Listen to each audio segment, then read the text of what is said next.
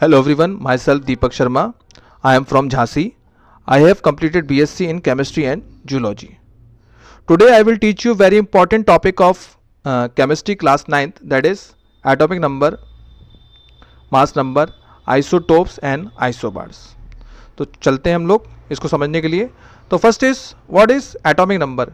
Atomic number क्या है? तो atomic number is the total number of electrons और protons present in an atom of an element is called atomic number. इसको हम लोग समझते हैं थोड़ा. यानी कि ये कह रहा है कि किसी भी एटम में जो इलेक्ट्रॉन्स या प्रोटॉन्स जो प्रेजेंट होते हैं उसे क्या कहते हैं हम लोग? एटॉमिक नंबर कहते हैं. देखिए, एक आपका एटम होता है. एटम के सेंटर में क्या होता है? आपका न्यूक्लियस होता है. और न्यूक्लियस के चारों तरफ क्या इलेक्ट्रॉन्स आपके चक्कर लगा रहे होते हैं, रिवॉल्व कर रहे होते हैं. तो ये जो टोटल नंबर्स ऑफ इलेक्ट्रॉन्स या फिर प्रोटॉन्स जो प्रेजेंट होते हैं किसी एटम में, किसी एलिमेंट के, वो एलिमेंट कुछ भी हो सकता है, हाइड्रोजन, नाइट्रोजन, ऑक्सीजन, फ्लोरीन, उसको क्या कहते हैं? उस एलिमेंट का एटॉमिक नंबर कहते हैं. इसको क्या करते हैं? इसको Z से डिनोट करते हैं. ठीक है, आगे तरफ चलते हैं.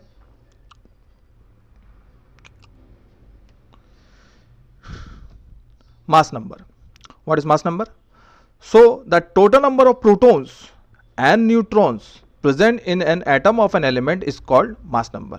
इसको भी समझ लेते हैं. मास नंबर क्या बताता है? मास नंबर आपका सम ऑफ प्रोटॉन्स प्लस न्यूट्रॉन्स को बताता है. ठीक है, हम लोगों ने पढ़ा था, अभी प्रीवियस पढ़ा था कि एटॉमिक नंबर इलेक्ट्रॉन या प्रोटॉन को बताता है, जबकि जो मास नंबर क्या बताता है? ये न्यूट्रॉन प्लस प्रोटॉन का सम बताता है. ठीक है, इसको ए से डिनोट करते हैं. ठीक है, कंफ्यूज नहीं होना है. मास नंबर को ए से डिनोट करते हैं, जबकि एटॉमिक नंबर को जेड से डिनोट करते हैं. ठीक है, आगे तरफ चलते हैं. Atomic number the total numbers of electrons और प्रोटॉन्स, और mass number total number of protons and neutrons.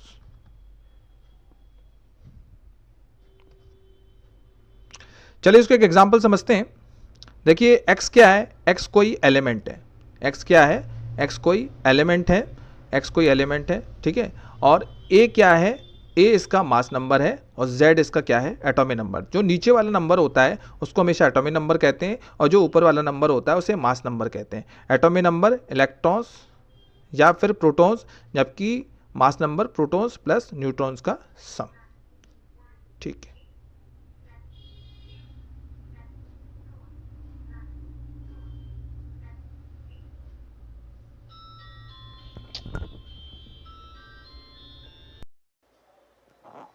आए इसको हम लोग एक एग्जांपल से समझते हैं. मैंने एग्जांपल लिया नाइट्रोजन का. सो नाइट्रोजन में टोटल नंबर ऑफ जो नाइट्रोजन का जो एटॉमिक नंबर है वो है 7, और जो इसका मास नंबर वो क्या है? इसका 14. ठीक है, एटॉमिक नंबर 7 है, तो ये बताता है आपके इलेक्ट्रॉन्स, यानी कि नाइट्रोजन में 7 इलेक्ट्रॉन्स होंगे, और 7 क्या होंगे? 7 इसमें प्रोटॉन्स होंगे. अब हम न्यूट्रॉन्स को भी देखेंगे, आगे चल के पता करेंगे न्यूट्रॉन्स कैसे निकालते हैं. हेंस तो इलेक्ट्रॉन्स क्या है नाइट्रोजन में? 7, और प्रोटॉन्स क्या है टोटल नाइट्रोजन में? 7. न्यूट्रॉन्स निकालेंगे. न्यूट्रॉन्स के लिए एक सिंपल फॉर्मूला है. आपको क्या करना है? Atomic number subtracted by mass number. Mass number में से एटॉमिक नंबर को सब्ट्रैक्ट करेंगे तो आपके न्यूट्रॉन्स की वैल्यू निकल आएगी. तो एटॉमिक नंबर आपका मास नंबर नाइट्रोजन का 14 था, जबकि एटॉमिक नंबर 7 था. तो 14 minus 7, 7 is the value of या number of neutrons in nitrogen. Okay, clear?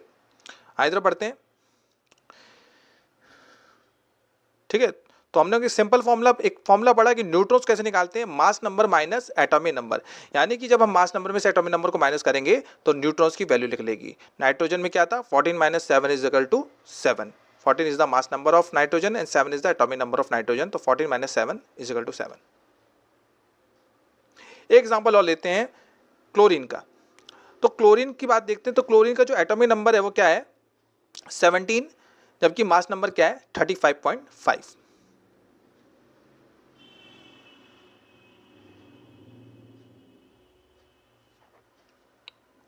Atomic number 17, mass number 35.5.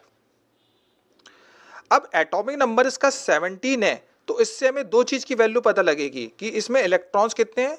Electrons इसमें जो हैं इलेक्ट्रॉन्स जो है, थोड़ी स्पेलिंग गलत हो गई, सॉरी, इलेक्ट्रॉन्स जो हैं इसमें 17 है, प्रोटॉन्स कितने हैं इसमें 17 है, ठीक है। बात करते हैं न्यूट्रॉन्स की, तो क्या करना है आपको, मास नंबर में से एटॉमिक नंबर माइनस करना है। इस बार जो हमने इसका मास नंबर लिया है वो लिया हमने 35, बिकॉज हम इसमें होल वैल्यू लेंगे, हम पॉइंट में नहीं ले सकते, बिकॉज जो आपका न्यूट्रॉन्स होता है वो कभी पॉइंट में नहीं आता है। तो यानी कि mass number minus atomic number 35 minus 70 is equal to 18 neutrons. तो 18 क्या है इसमें टोटल न्यूट्रॉन्स है, ओके।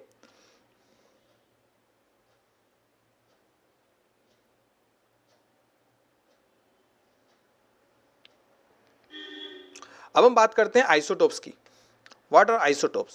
तो elements having same atomic number but different mass number is called are called isotopes. यानी कि ऐसे एलिमेंट जिनका सेम एटॉमिक नंबर हो बट मास नंबर डिफरेंट हो, उसे क्या कहते हैं, आइसोटोप्स कहते हैं। इसको हम थोड़ा एग्जांपल समझते हैं। ये एलिमेंट है एक्स, इसका एटॉमिक नंबर 1 है।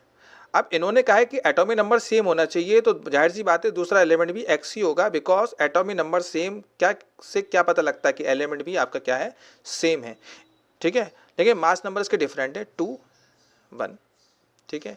एटॉमिक नंबर आपका नीचे वाला सेम होना चाहिए, मास नंबर आपका डिफरेंट होना चाहिए, यानी कि Z आपका सेम होना चाहिए जबकि A आपका डिफरेंट होना चाहिए, ठीक है। इसको एक एग्जांपल से समझते हैं। हमने एग्जांपल लिया किसका, हाइड्रोजन का। इसका हाइड्रोजन का एग्जांपल लिया। हाइड्रोजन की इसमें 3 आइसोटोप्स होते हैं आपके, प्रोटियम, ड्यूटेरियम, ट्रीटियम। अब 3 होते हैं तो जाहिर सी बात है कि तीनों के एटॉमिक नंबर क्या होंगे, 1, क्योंकि हाइड्रोजन का एटॉमिक नंबर क्या होता है आपका 1 होता है, जबकि मास नंबर तीनों के डिफरेंट है। प्रोटियम का मास नंबर 1 है, आपका ड्यूटेरियम का मास नंबर 2 है और ट्रीटियम का मास नंबर 3 है। इन्हें शो कर दे कि मास नंबर तीनों के सेम है और तीनों के मास नंबर डिफरेंट है, ठीक है।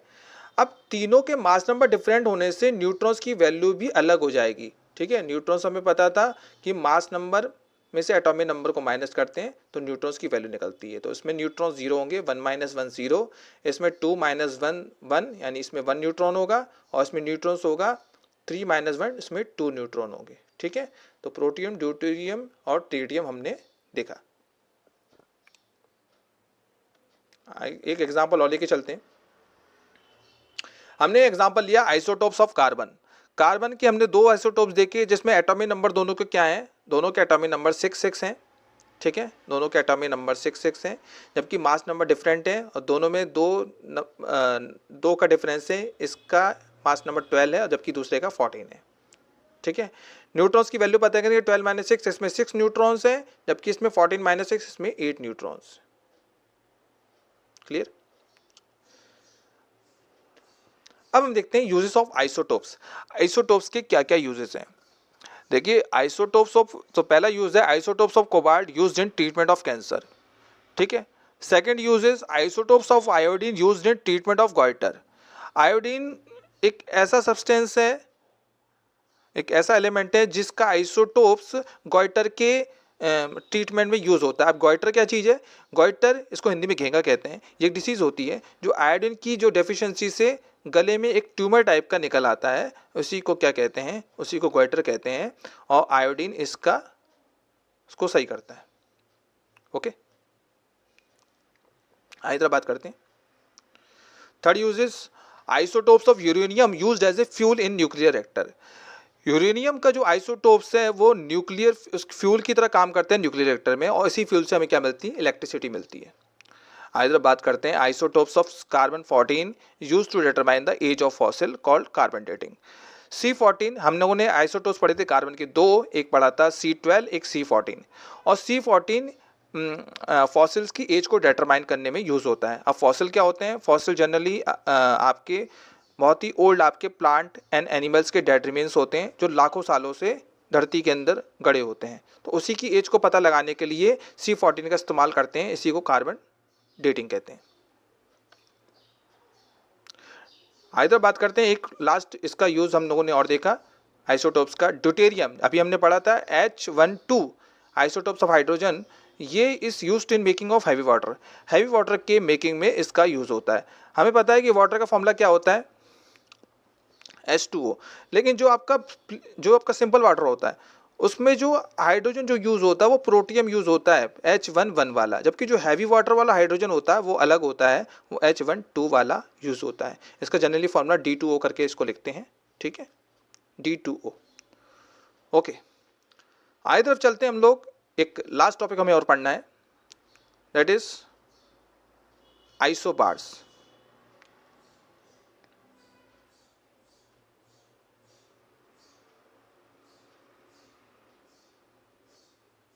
आइसोबार्स, आइसोबार्स क्या है? Isobars is opposite of isotopes. हम लोगों ने क्या पढ़ा था आइसोटोप्स में कि एटॉमिक नंबर क्या होते हैं दो एलिमेंट के,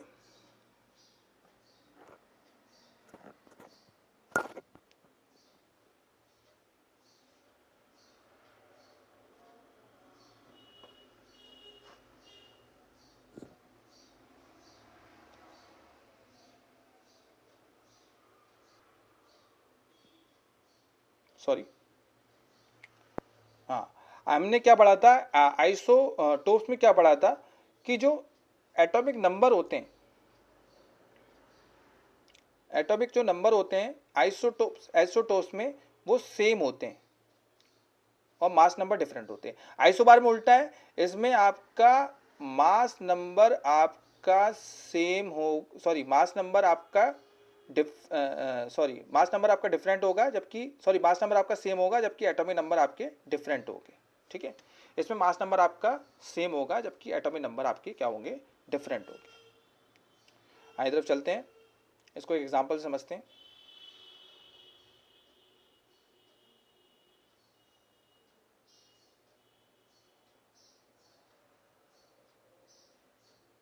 हाँ, तो जैसे हमने ये एग्जांपल देखा किसका? कैल्शियम का, ठीक है। कैल्शियम का एग्जांपल देखा, कैल्शियम एक हमने एलिमेंट लिया कैल्शियम और एक हमने एलिमेंट लिया आर्गन। इन दोनों के एटॉमिक नंबर क्या है? डिफरेंट है। ये हमने आइसोबार में पढ़ा है कि एटॉमिक नंबर क्या होते हैं आपके, हमेशा डिफरेंट होते हैं, जबकि मास नंबर दोनों के सेम है। इसका मास नंबर भी 40 है और इसका मास नंबर भी 40 है, ठीक है। तो ये किसका एग्जाम्पल है? ये आइसोबार का एग्जाम्पल है। आई होप आप लोगों को बहुत अच्छे समझ आया होगा। Okay, thank you very much.